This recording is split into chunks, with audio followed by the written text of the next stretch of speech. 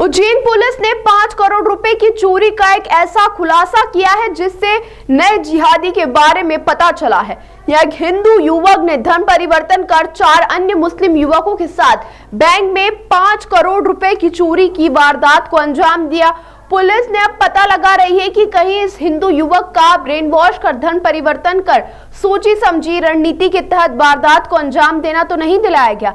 यदि ऐसा होता है तो देश में नए प्रकार का जिहाद होगा ताकि चोरी और डकैती जैसी वारदात आसानी से की जा सके। दरअसल उज्जैन पुलिस को आज एक बड़ी सफलता हाथ लगी, जिसका खुलासा एसपी प्रदीप शर्मा ने पुलिस कंट्रोल रूम पर रात 12 बजे प्रेस वार्ता करके दिया। एसपी प्रदीप शर्मा ने बताया कि सुबह करीब 10 बजे उन्हें जानकारी लगी कि महानंदा नगर स्थित स्टेट बैंक ऑफ इंडिया में चोरी की एक बड़ी वारदात हुई है। खुद एसपी प्रदीप शर्मा ने मोर्चा संभाला और cyber team, crime branch, FSL team के साथ मौके पर पहुंचे। पुलिस को जानकारी दी गई कि सुबह सफाई कर्मी और मैनेजर जब बैंक में पहुंचे तो उन्हें चोरी की इस वारदात का पता चला। खास बात यह रही कि कोई भी ताला टूटा हुआ नहीं था, सभी ताले खोले गए थे। इससे पुलिस को शंका हुई कि जरूर बैंक के अंदर का कोई व्यक्ति इस वारदात में शामिल है। एफएसएल द्वारा फिंगरप्रिंट की जांच, साइबर टीम द्वारा वारदात के समय सक्रिय मोबाइलों की लोकेशन की जांच शुरू की गई। सीसीटीवी फुटेज खंगाले गए, बैंक कर्मियों से पूछताछ की गई। जब पुलिस ने बैंक में ही काम करने वाले चतुर्थ श्रेणी के आउटसोर्स कर्मचारी जय भावसार से पूछताछ की तो कई अहम खुलासे हुए। वारदात के कई सुराग हाथ लगे। जय भावसार ने अपना धर्म परिवर्तन कर मुस्लिम बनकर जिशान नाम रख लिया और 4 अन्य साथी साहिल, अब्दुल्ला, अरबाज और कोहिनूर के साथ मिलकर चोरी की इस वारदात को अंजाम दिया। 5 आरोपी रात करीब 2:30 बजे बैंक में घुसते हैं और 35 मिनट के भीतर ही वारदात को अंजाम देकर 4 किलो 700 ग्राम सोना व 8 लाख रुपए नगद लेकर फरार हो जाते। वारदात के दौरान आरोपियों ने किसी भी ताले को नहीं तोड़ा, बल्कि चाबी से सभी ताले खोले गए। जय भावसार, जो कि अब मुस्लिम धर्म अपनाकर जिशान बन गया है, आउटसोर्स कर्मचारी था, इसलिए उसके पास बैंक की चाबियां हुआ करती थी। इस पूरी वारदात का मुख्य किरदार जय भावसार निकला। 6 माह पहले ही जय भावसार ने यूट्यूब से वीडियो देखकर अपना धर्म परिवर्तन किया। वह ऐसे लोगों के संपर्क में भी था जो धर्म परिवर्तन करवाते हैं। उसने अपना नाम जिशान रख लिया। वह कलमा और नमाज पढ़ता था और वह सभी धार्मिक गतिविधि करता था जो मुस्लिम धर्म में की जाती है। पुलिस अब यह भी जांच कर रही है कि चोरी डकैती जैसी वारदात को अंजाम देने के लिए कहीं जिहादियों द्वारा ये नया सॉफ्ट तरीका तो नहीं खोजा गया है। पुलिस द्वारा की गई प्रारंभिक जांच में यह भी पता चला है कि 15 दिन पहले 16 अगस्त को बैंक के ग्राउंड फ्लोर पर आग लगी थी। तब कर्मचारी जय भावसार अपने इन्हीं आरोपी दोस्तों को बैंक में सुधार कार्य करने लाया था।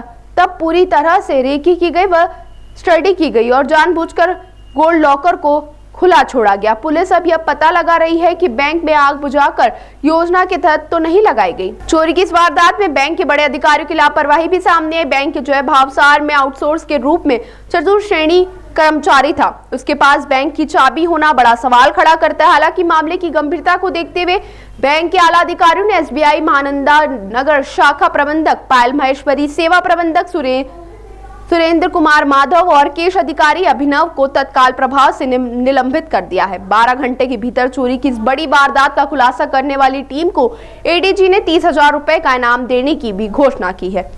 यह भी बताया जा रहा है कि आरोपियों ने नेपाल जाने की पूरी प्लानिंग कर ली थी। यदि समय रहते पुलिस इन्हें नहीं पकड़ती तो यह देश छोड़कर नेपाल चले जाते। ये करीब 5 करोड़ रुपए की चोरी कल State Bank of India Mahananda Nagar में हुई थी। जो सुबह इनके जब क्लीनर और मैनेजर पहुंचे तो उन्होंने थाने में रिपोर्ट किया।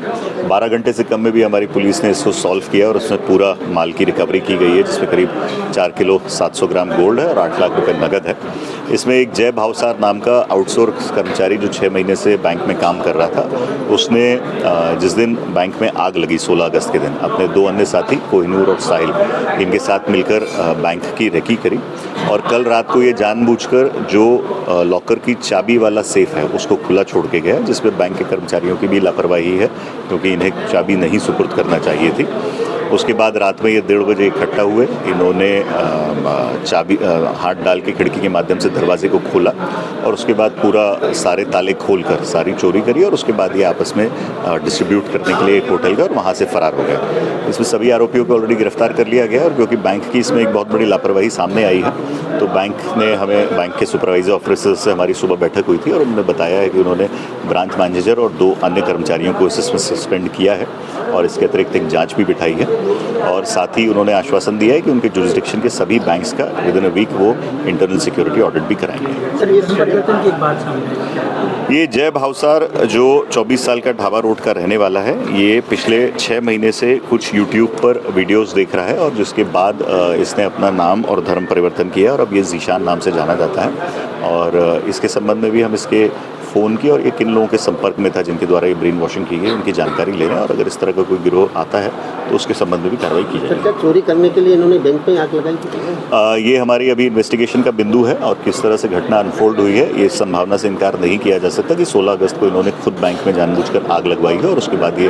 घटना कारित करने के लिए पूरी रेकी किया। सर, ये जब जिस समय चोरी हुई क्या उस समय वहाँ पे गार्ड भी मौजूद नहीं, ना तो कोई गार्ड मौजूद था और जैसे मैंने बताया कि इसमें बैंक प्रबंधन की बहुत बड़ी लापरवाही है। जो कैमरे हैं, सीसीटीवी कैमरे, उनके जलने के बावजूद उनको रिपेयर करने के लिए पिछले 15 दिन में बैंक के द्वारा कोई ठोस कदम नहीं उठाया गया। तो कितने थानों की पुलिस लगी थी इसमें हमारे एडिशनल एसपी साहब, सीएसपी माधवनगर, डीएसपी क्राइम, थाना प्रभारी जीवाजीगंज, चिमनगंज, माधवनगर, हमारी साइबर की टीम, पूरी क्राइम की टीम और फिंगरप्रिंट और सभी ने इसमें बहुत मेहनत करी है। ये एक समग्र टीम का एफर्ट है और उसमें पूरी टीम को एडीजी साहब की तरफ से 30,000 रुपये इनाम दिया था। सर, ये धर्मांतरण वाली बात जो आ रही है इसमें कई बड़ा नेटवर्क भी पकड़ा जाता है। ये अभी इन्वेस्टिगेशन हम लोग करेंगे, अभी इसके सारे डिटेल्स, रिकॉर्ड्स और इससे पूछताछ के बाद ही ये क्लियर हो पाएगा कि ये केवल यूट्यूब वीडियोज़ के माध्यम से किया गया है या इसमें कोई गिरोह भी सक्रिय है।